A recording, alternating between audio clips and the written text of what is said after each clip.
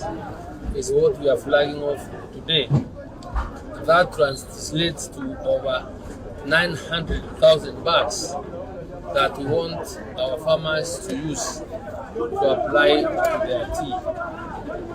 And this is as a result of the commitment that the government has made to continually support our farmers. And I want to thank the Kenya Tea Development Agency, KTDA, for really being there and making sure that whenever our tea farmers require fertilizer, then fertilizer is available. I remember we are here in October when we also released another batch of around 45,000, and that fertilizer has been properly utilized during this rain season.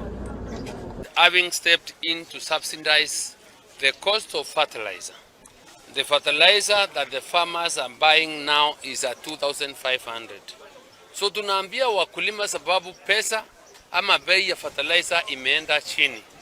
Basi kama ulikuwa unatumia fertilizer mfuko moja kwa ekari, tafadhali anza kutumia 2 sababu pesa ama bei tumeteremsha chini, na vile unaweka fertilizer mingi kwa mimea yako ndivyo itakuwa na mazao mingi zaidi. The year 2024 long and short range, the government's projections or commitment is to avail to the tune of 7 million bags to our Kenyan farmers. And the cost of living can only be achieved through our people getting back to the farms. And President William Ruto has pronounced himself a number of times.